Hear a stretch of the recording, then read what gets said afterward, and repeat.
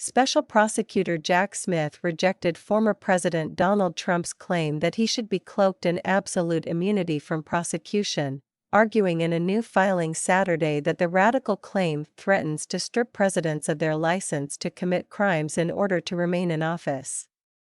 Smith's response to Trump's claim of immunity in the federal election subversion case comes ahead of oral arguments at the U.S. Court of Appeals in Washington, D.C., scheduled for January 9.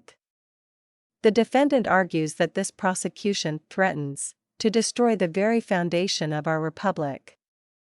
To the contrary, it is defendant's assertion that he cannot be prosecuted for allegations that he undertook an unprecedented effort to maintain power through criminal means despite electoral defeat that threatens the democratic and constitutional foundations of our republic.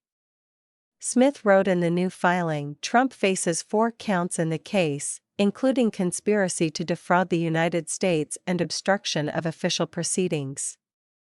The former president has not pleaded guilty. Pre-trial proceedings in the federal election subversion case have been temporarily suspended pending Trump's appeal of a district court ruling that, as a former president, he is not entitled to immunity for potential crimes he committed while in office. The trial was originally scheduled to begin on March 4. The former president's lawyers have repeatedly advocated for the trial to take place after the 2024 presidential election in November, as Trump fought to claim immunity. Underscoring those efforts, in a statement Saturday, Smith warned that granting a former president this kind of broad immunity poses extreme danger. The implications of the defendant's theory of broad immunity are sobering.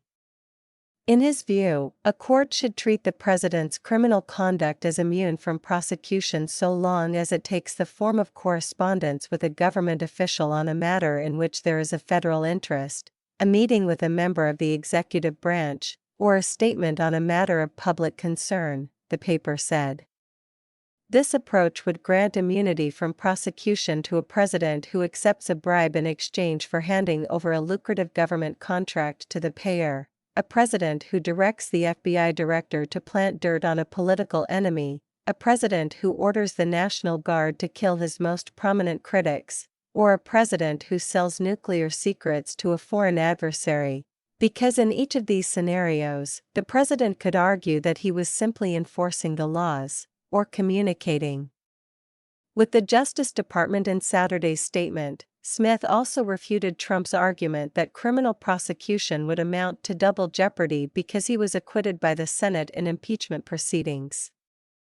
Because the former president does not have the broad immunity that the defendant advocates, the denial of his motion to dismiss should be affirmed and this case should go to trial, Smith wrote. Trump previously asked the U.S. Court of Appeals for the District of Columbia Circuit to overturn a lower court ruling rejecting his immunity claims in the election subversion case.